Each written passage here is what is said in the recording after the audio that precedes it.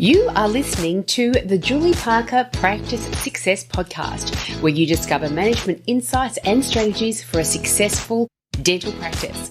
There are also interviews with key people in the industry who have advice and services to help you and your team achieve great success. Welcome to this episode of the Julie Parker Practice Success Podcast. And today I'm joined by a resident legal advisory firm, Burke Associates Lawyers, here in Victoria in a suburb of Armidale. And we've got one of the principal lawyers with us today, Meghan Warren, for the first of hopefully many appearances. Welcome, Meghan. Thanks, Julie. Thanks so much for having me. That's an absolute pleasure. And our topic today, I think, is going to be a really crucial one for many practices out there. And it is all around the complexities and the solutions that can be offered in terms of employing a dentist. And I'll tell you a little bit about my history and my knowledge around the area, Meghan, and then you can share your wonderful insights. But tell us just a little bit about yourself and your firm, Meghan. Great, thanks, Julie. So our firm, Burke Associates, we're based in Armidale. Around 20 of us now, including our lawyers and our support team, paralegals. Predominantly our practice areas are commercial business, commercial disputes, property and wills and estates.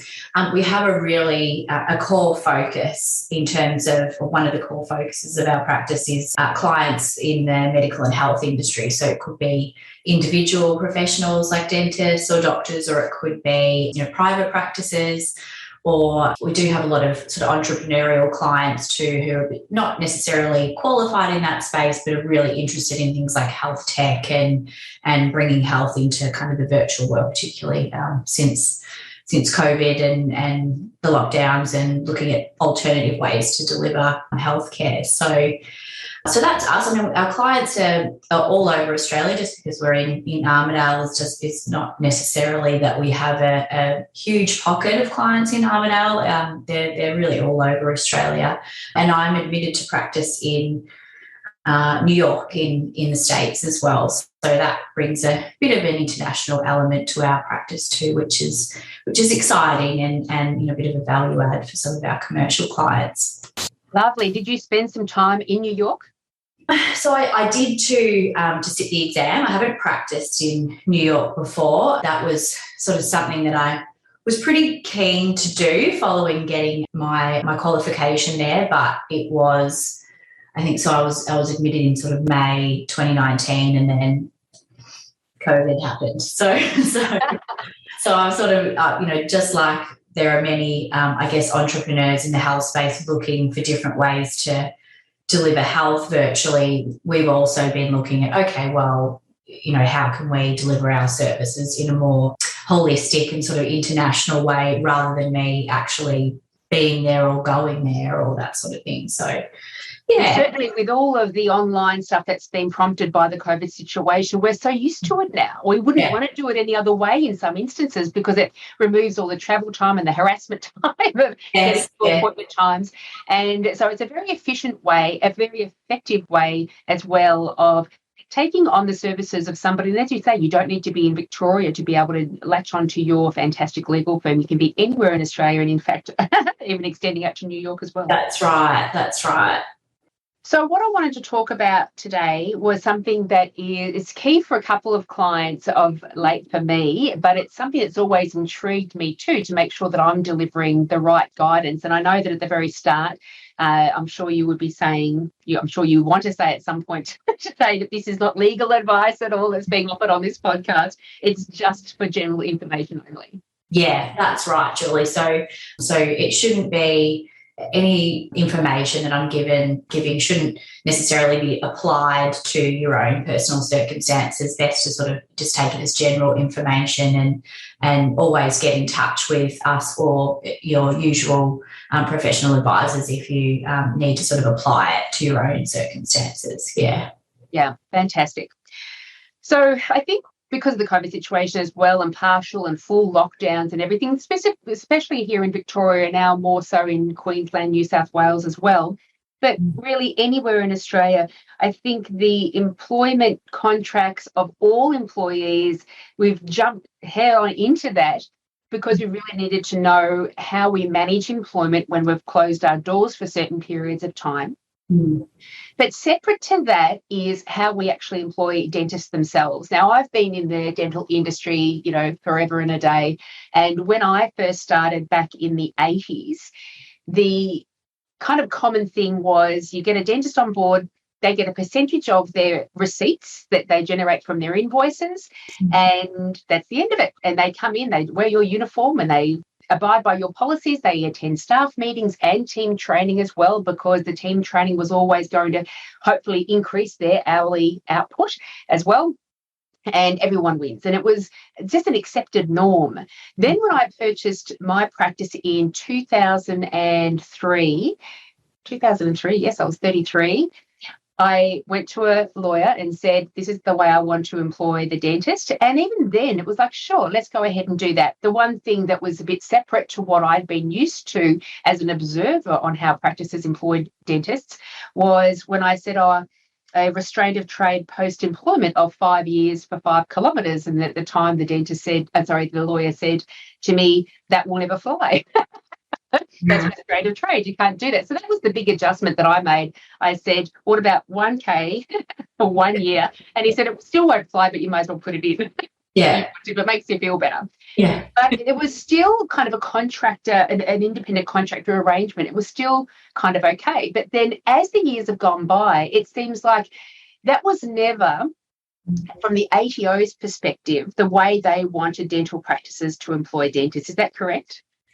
Yeah, so it's not just the ATO, I suppose that pretty much every regulator has a view about this for their own, given the laws that they're regulating. So, and I think even just in your explanation, there's a number of different legal concepts or legal relationships coming up in that. So employment and then the independent contracting, they're two very, very different types of relationships. So the issues, I suppose, that at a high level are that the law essentially, no matter what you call a relationship in practice, no matter what the agreement says, no matter what you think it is, the law will essentially deem an employment relationship to exist if certain factors are inherent in the relationship. So regardless of whatever you've stated in any kind of agreement, the external bodies will come in and say, but what you're actually doing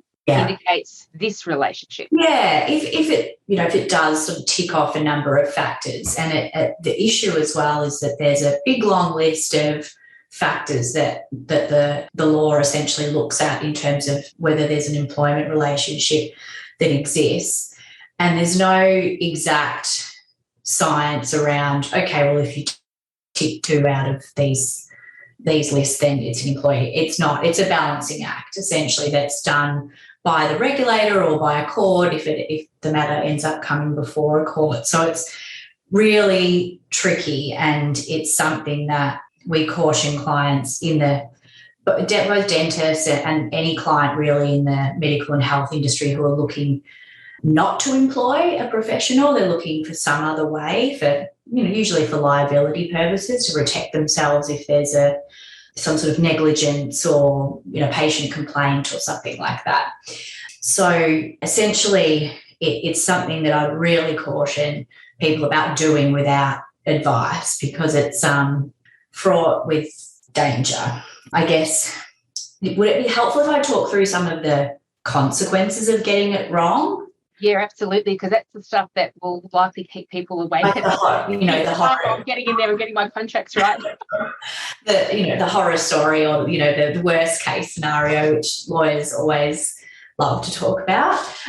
So I guess, so if we look at an example of a practice that thinks they're doing everything right, they think they're independently contracting correctly with the dentist, they're not employees, they're running their own business within the practice, and that's what they believe it to be, and they call it that in the agreement and things. But if for example, they're not, they're sort of, in substance, it is actually an employment relationship for a number of reasons, things that can adverse sort of consequences are things like, so payroll tax, potentially payroll tax won't have been being paid by the practice for these dentists. So there can be, payroll tax audit and then potentially back payment of payroll tax and penalties and interest. So that's the state revenue officers. It's not the ATO necessarily. PAYG, this is the ATO, PAYG withholding obligations. So again, if income tax hasn't been withheld on payments to dentists, then there could be back payments, penalties, interest. Superannuation guarantee contributions, which is the ATO, again, back payment and penalties and interest there if it hasn't been paid for dentists. Unpaid annual leave and personal leave entitlements. There could be issues around work cover, so workers' compensation insurance, whether that has or hasn't been paid by the practice for the dentist.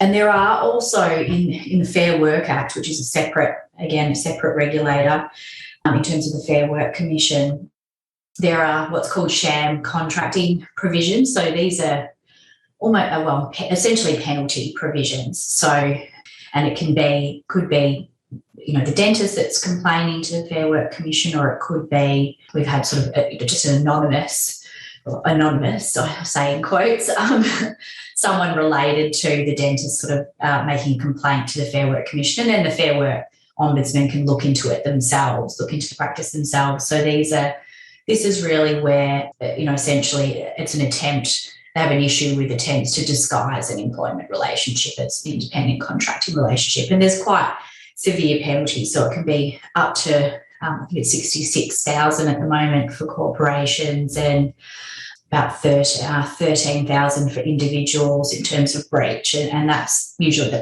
practice owner essentially that's in trouble there. So, in addition to making sure you then do back payroll tax, back PAYG, back superannuation guarantee, etc. Yeah, exactly. And I mean, there's 3 different regulators involved there. So it's been when we've had issues with clients who usually have come to us because not previously clients of ours, but they've come to us because they're the subject of an ATO audit or something on these.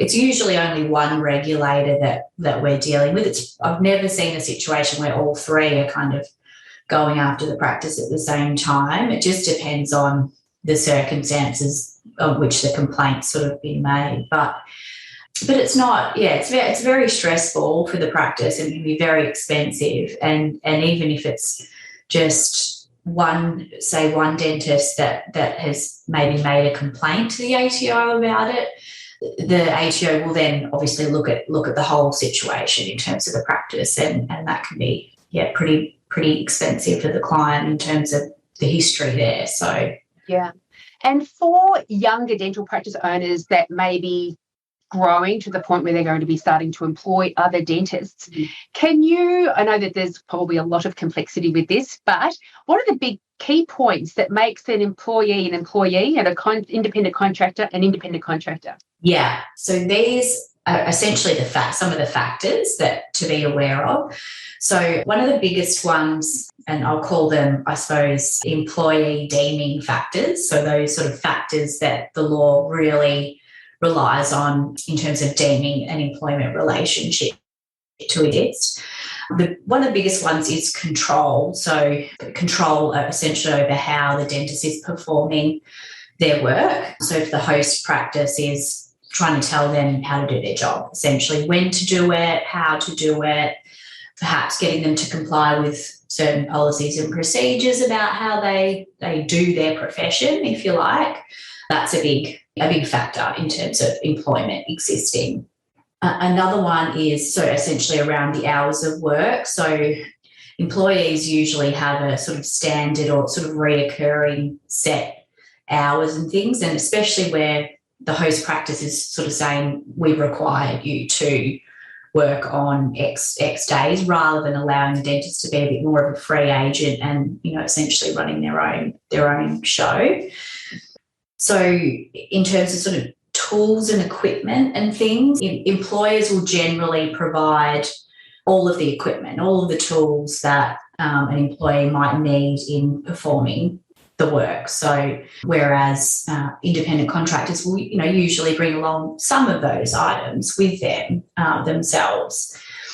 Risk as well. So if essentially an employer usually has no personal or sort of financial risk or liability with respect to the actual business of the host practice, that is that the employer usually wears that risk.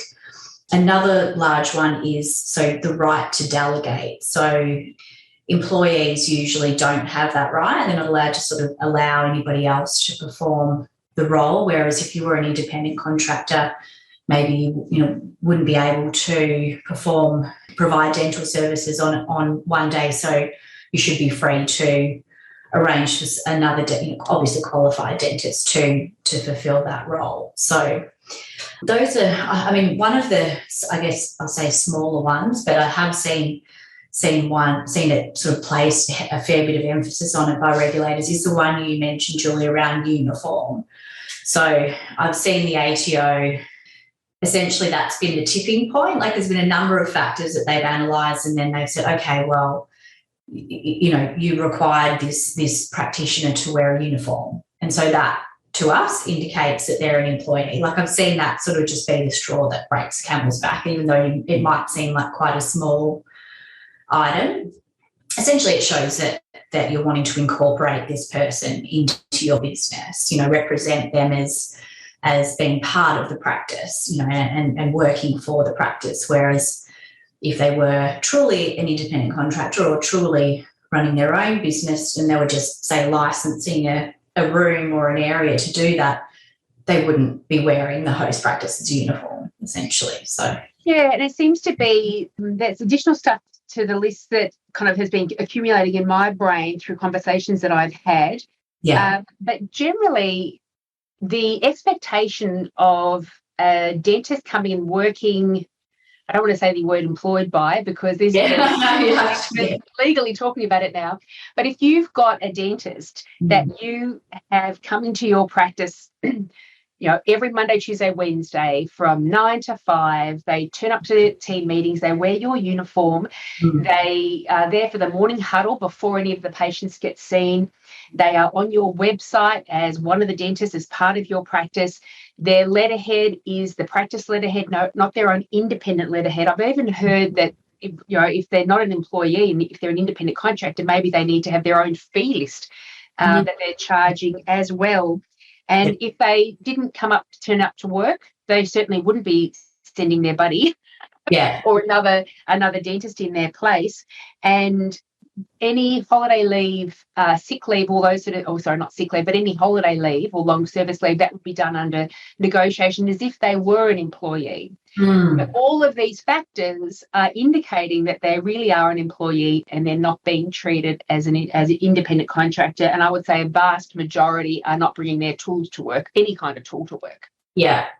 And that's the careful balancing act that you have to go through with each client and each practice, is having that conversation of, look, what do you want to be able to do and not do in this relationship? Going through each of those factors and how they plan to operate the practice.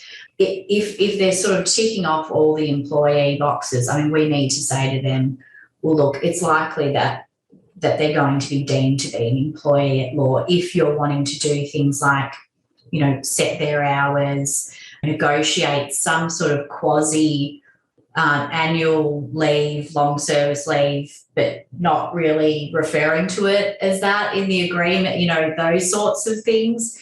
It's just too dangerous. You've got to really, for practices that understand the difference and that are very comfortable with, we're not going to be providing any sort of leave, that's a matter for them, they're running their own business. There are some practices who are very comfortable with that approach, and there are others that just aren't. So we have to make that assessment of what's most appropriate for you. That's the super important part that we need to do, the conversation we need to have with the client initially.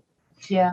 So is employing, the way we've been employing decades in the past, maybe not currently, I haven't owned a practice for a number of years now, but I've certainly consulted at many. the old-fashioned framework doesn't work. We can't deem them as an independent contractor. What's the alternative if we don't want to go down the employee path? Because we can go down the employee path, put them on the national award minimum hourly rate and calculate all of their sick leave, annual leave, public holidays, all the rest of it. And my younger sister, who is a magnificent bookkeeper, and I came up with an Excel formulated calculator that worked all of this out. So if under an independent contractor environment, you would normally have paid this dentist 38%. Then you enter in how many hours they work, what their average hourly rate is, and it spits out down the bottom. When you take into consideration all of the other expenses that you are going to be out of pocket as a practice to employ this person, this is the new percentage you need to charge. The employee dentist ends up with the same amount of money eventually if they do take their sick leave, holiday leave, all the rest of it. But it's such a nuanced calculator that you need to really update it every year because there's going to be different series of public holidays. The minute they increase their hourly rate or decrease their hourly rate, it's going to affect the ultimate percentage. And if they increase the number of sessions they work, that's going to affect the ultimate percentage too. And we did that as a way of creating a space where that people could employ the dentists, but it's so got such complexity around it that it's kind of unusable. So what are the alternatives? So from our perspective, there's really one alternative that works in terms of, and it doesn't avoid all of the risk, because you can never avoid all of the risk, that there will still be deemed to be an employment relationship by a regulator, particularly when the regulators, their role is to raise revenue. So it's always going to be in their interest to deem an employment relationship. But essentially the only way that we've seen that it works in a way that there's sort of less risk, or, I won't say it's safe, but it's the safest approach, is where there's essentially the practitioner is licensing a space, similar to it's not a lease or not a rent, not paying rent. It's a license, essentially a license to use space at the practice, whether it's a room or a chair in a room or whatever it is. And they're then also obtaining services, administrative and management services from the host practice. So the relationship is that the practitioner is paying the host practice. It is not that the host practice is ever paying the practitioner for anything. So that it's a very different, and essentially it is just a commercial relationship between two parties, that the dentist operates their own independent business. They may operate it from one practice. They may have a similar agreement with another practice too, and they need to be able to actually operate their practice. They do need a space to do that, to license things. They may need to license use of a chair. They may need assistance with reception support and booking patients and billing and things like that. So things that are quite high overhead costs for an individual dentist to have to pay for themselves. They don't actually want to set up their own practice with a number of dentists. They want to just be able to come and go as they please and see their own patients and things. So that's really the only way that we've seen that it works, and it has to be very well understood by the host practice and the individual practitioner that this is the way it needs to work. Both, yes, we can draft this agreement, which we're very comfortable with, but you actually have to do what the agreement says in practice, and you actually have to understand that they are a free agent. You can't be treating them like an employee. You can't, you might have meetings where you need people to, the team to be there, but you've got to be very careful about, forcing the practitioner to attend these meetings, or the sort of things that you're raising in those meetings as well. If it's really about trying to integrate the dentist into the business and sort of getting them to fly the flag for the host practice and things like that, that's inherently not the nature of what they're doing there. They're running their own independent business. So that just sometimes doesn't work for some host practices. They just don't want that sort of model, and that's fine, but it's really the only way that we see that it works in a way that minimises risk as much as possible. And that group of contracts, are they the service facility contracts? What's the right term I should be using? Well, I mean, people call these things different things, and I don't love labels, because it's not so much what you label it to be, it's, you know, what's in there, what's in the agreement. But ours are called service and license agreements. So essentially it's, and that service and license talks about the services and the licenses being provided by the host practice to the practitioner, not the other way around. You'll see these agreements framed as the practitioner providing service to the host practice or providing service to patients of the practice and things. That's not right. There have been a number of cases, I say recently, but probably over the last a few years now. They're a couple of years old. But that was, you know, and the courts had different approaches in both of them, and they were looking at different things in both of them. I'm thinking of there's an optometrist case and there's a dentist case as well that I'm thinking of. But I mean, essentially the courts had different approaches, but one of the things that they both said was around the services, you know, was the dentist providing services to the host practice or to the host practice's patients or business, rather than it being the dentist's own individual practice and having their own patients and things like that. That was something that was quite critical to the courts in terms of making decisions on that, and ultimately, you know, finding that they were employees or, you know, close enough to employees to have this particular revenue to be paid. So with this kind of agreement, does it, with no guarantees, of course, we can't remove all risk, as you said before, will this kind of agreement more so reduce or mitigate the risk of, if anything ever went to court, having that payroll tax penalty, the POIG, the superannuation guarantee, all of those penalties, or the back pay of those things? Yes. Will this be a better option if people don't want to go down the employment path?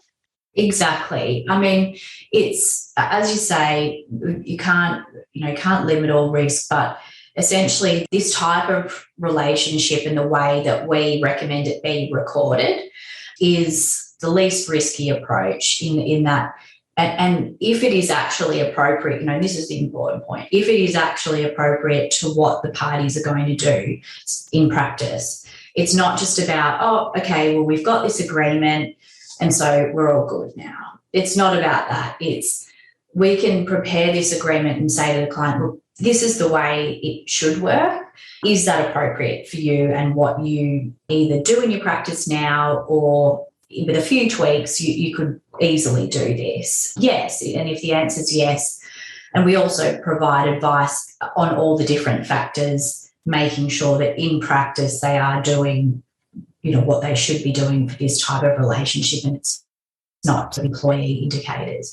So the advice paired with that document then covers off the form of the relationship, which is the agreement, and then the substance of the relationship, which is what's happening between the parties in practice. So doing those things right together, hand in hand, and, you know, we see that it works really well for clients, and we haven't had any issues with clients being audited and any adverse consequences if they're doing things in that sort of right way.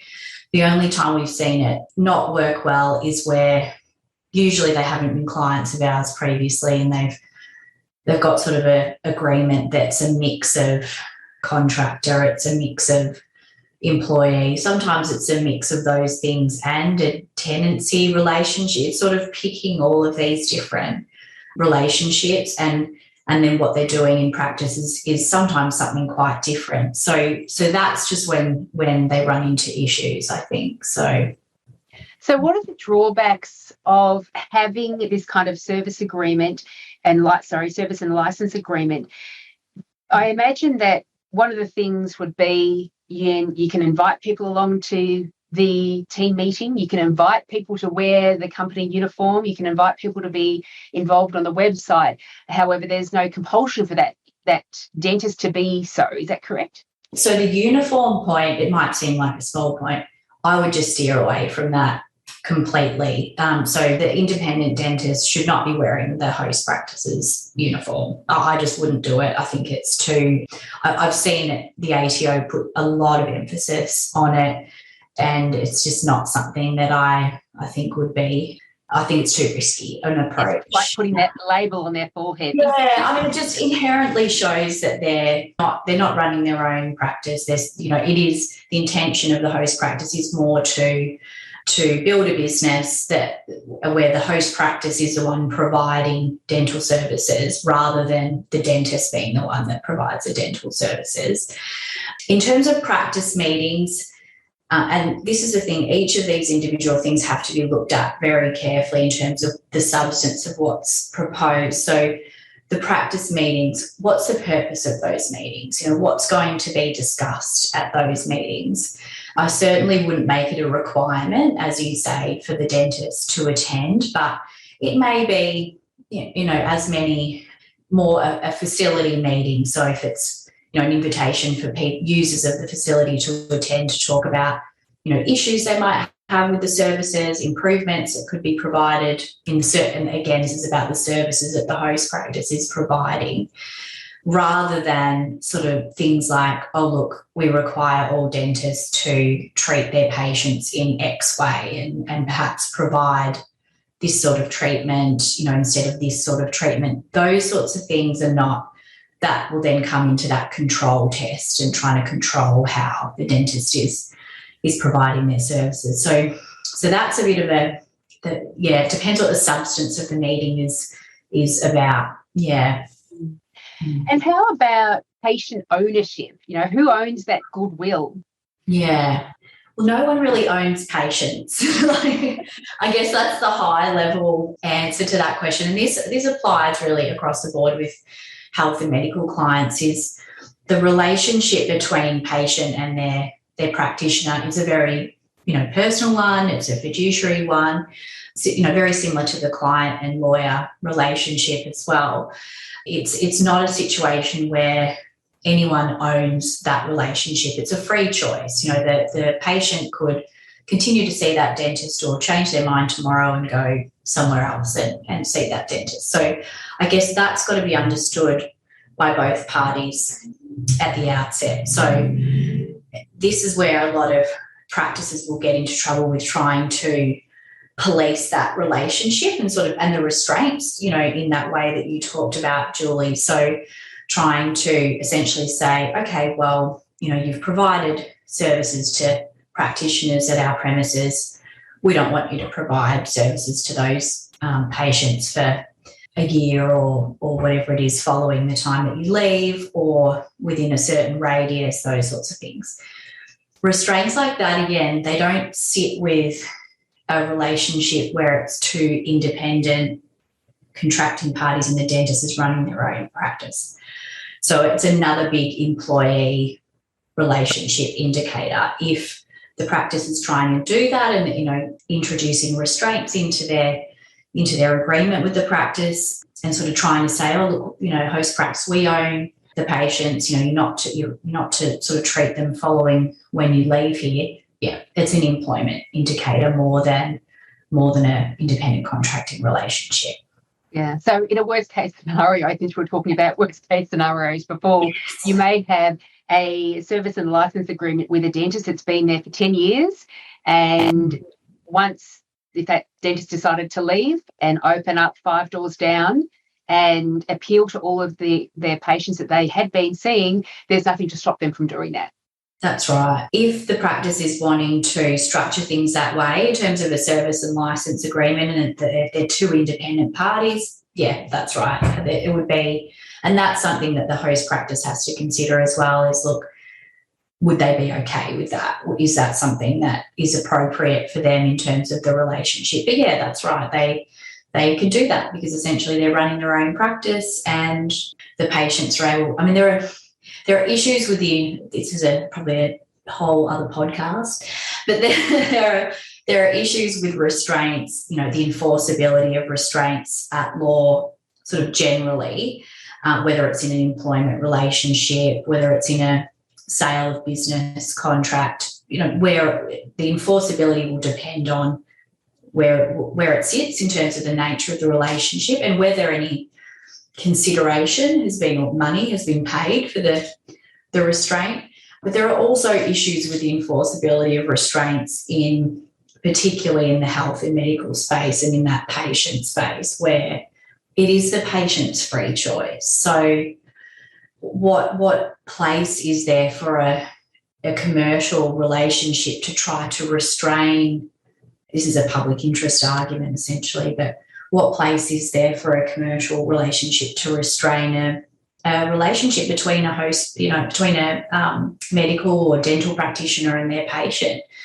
I'm sure the patient wouldn't appreciate, that sort of restraint being put on their free choice. So there are a few arguments there around the enforceability. So I don't love restraints in the health sort of context. There is a place for them, as I say, in these essentially a sale of business type scenario. So where a practitioner might be paid a sizable sum, $1 million for their practice and all their goodwill in their practice that they've built up over time. And essentially part of that purchase price, that $1 million, for example, that the purchaser is paying is that they will have the benefit of all of this goodwill going forward. So there is a place for it there, but if it's more in an employment relationship and more trying to restrain the individual dentist from their patient relationships, it doesn't sit all that well. Yeah, so from an accounting perspective, an evaluation perspective, it is an asset. The goodwill is an asset. Mm-hmm. But in terms of what control you have over that goodwill, it should be quite minimal. Yeah, it just depends in what context, I think. So in that sale of business sort of scenario where there is a significant amount being paid by one party for something like goodwill, which, essentially there is a place for it there, and courts do enforce restraints in that scenario because of the bargain. It's really wanting the parties to have the benefit of the bargain that they've made. And maintaining the value of that sale price, correct? That's right. So and it's ultimately the amount, of that consideration that essentially the purchaser, but for this restraint, the purchaser probably wouldn't have gone through with the purchase. So it's usually quite critical to like a key term of that sort of contract. So that's why courts are quite open to it. But just sort of trying to restrain practitioners in their everyday, sort of working life, and it's a different scenario. They're being remunerated. They might be, if they're an employee dentist, they might be remunerated by way of their salary and things for their time in providing services. They're not being remunerated in exchange for providing a restraint and things. It's sort of this additional thing that gets tacked on that the dentist hasn't really been paid properly for a restraint on their professional practice like that. So, yeah. I imagine that this kind of agreement, not employment, but agreement scenario challenge, is this the same in legal firms, in physio, chiro clinics, medicos? Yeah, everywhere, every industry. It's what I guess I'll call them the common law employee tests. They apply across the board, across Australia, to all sort of industries. So, and it's something that's it has, as you say, sort of looking back in terms of history and, whether this was very important, 20 years ago, 30 years ago. Well, no, probably not. It's something that's really gained traction, particularly probably the last 8 years or so, 8 or 10 years. It's become more of a focus for regulators. And I think because there's so many businesses that aren't doing it right, to be frank. It does come back down to protecting the people that need to be protected, the ones without power.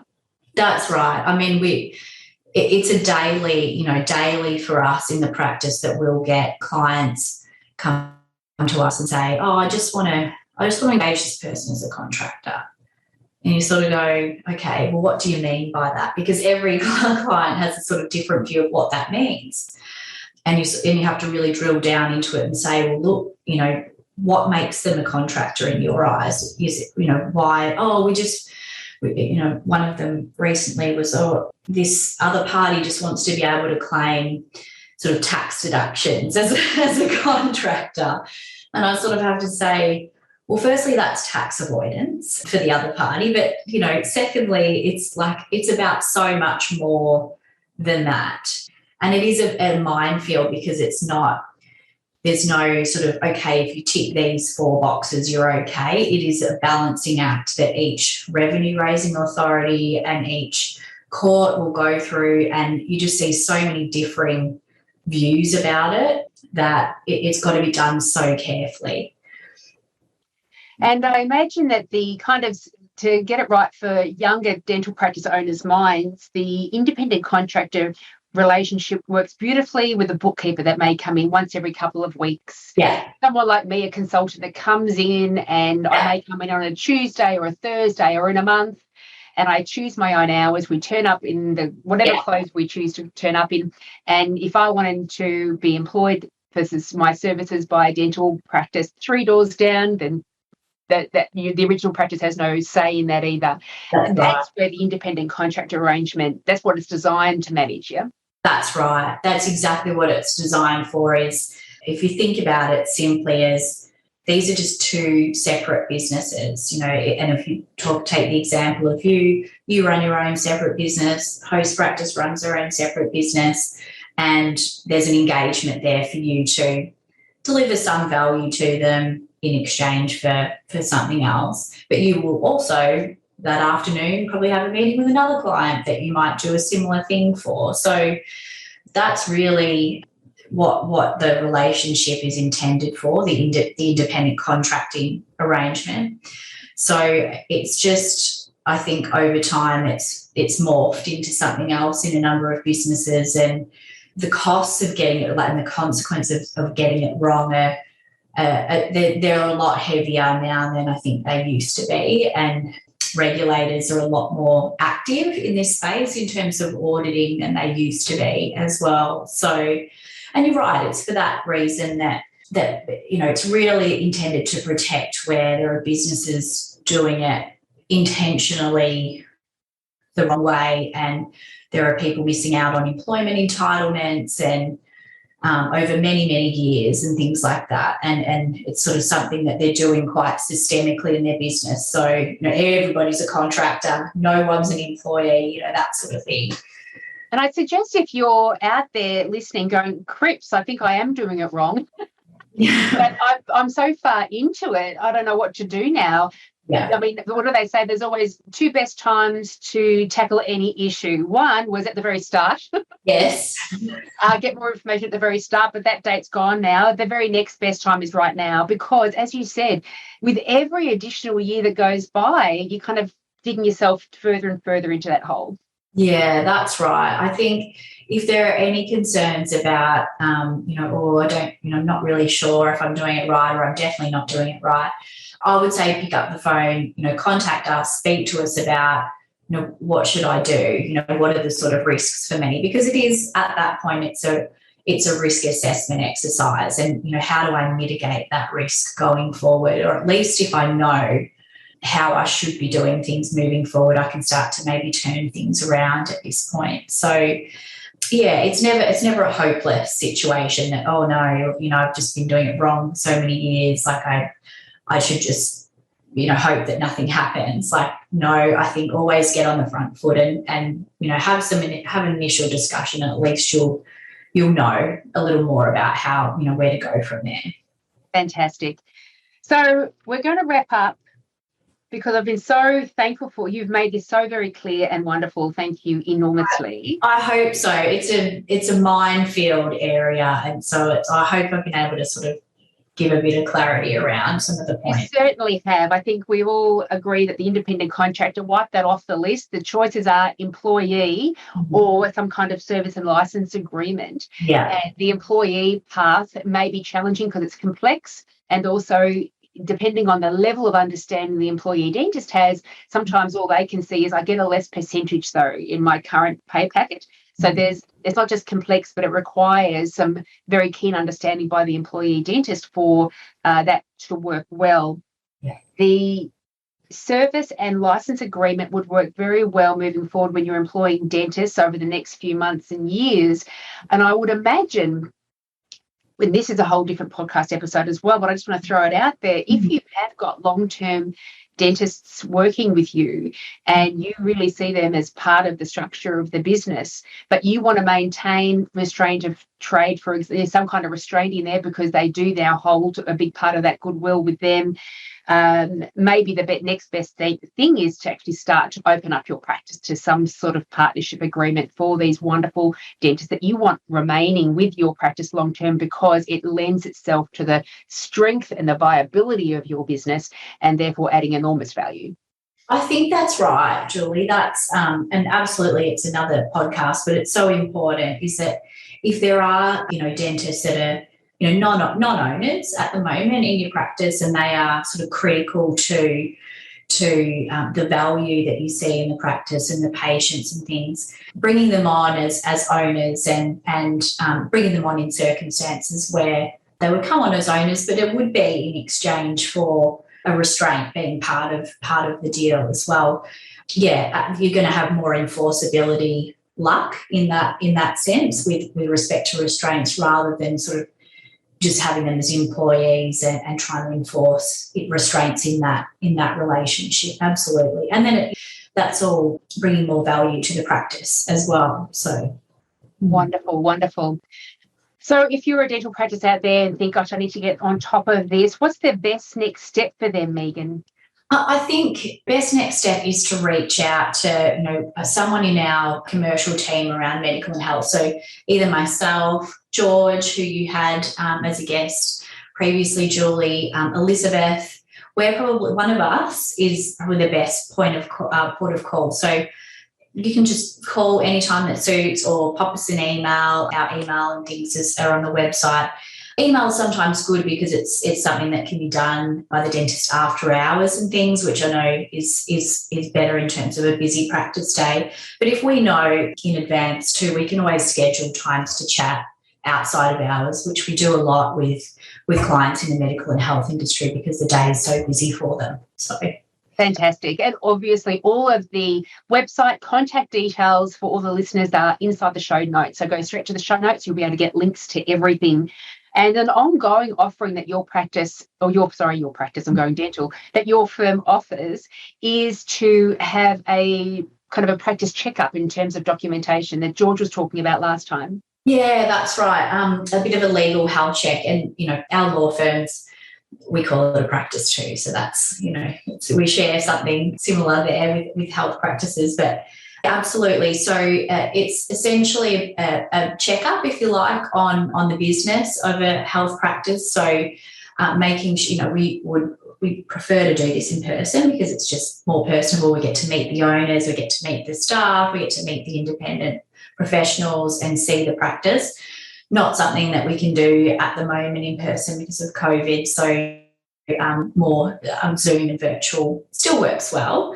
But essentially going through, we have a bit of a list of questions to kind of get the conversation going around the business, its operations, compliance, sort of to get an understanding of really where the business is at and what assistance they might need. And then we will write to the practice afterwards, just setting out a bit of a summary of our meeting and what we see as being the priorities for them in terms of improving compliance from a legal perspective in their practice and sort of helping the business, gearing it more for improvement in terms of operations and its sustainable health and things. So, yeah, so it's something that we offer to existing clients and new clients too. So, again, if you reach out to myself or George or Lizzie, we can tee up a time to come and do that for you.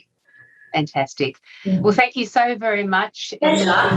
We have got I always say we have two different types of goals in our life. The goal in this situation is compliance because it feels so good and it stops you from waking up in the middle of the night going, crips, I haven't looked after these things properly. And the other goal is the anti-goal, the thing you want to run screaming from, which is the SRO, the ATO, better work after your backside. So we've got strong motivation to get this right within our practices. Thank you, Meghan. You've been an enormous help. Pleasure. Thanks for having me, Julie. Hey, if you enjoyed listening to this episode, you should join the club. The club members receive an online lunch and learn every week where I share insights, systems and strategies to improve the success of your practice. These lunch and learns could not be easier. They are recordings so you can watch them at a time that suits you. Members also have full access to the library of all of our past topics. It is a powerful and effective way to upskill your team. I hope to see you there.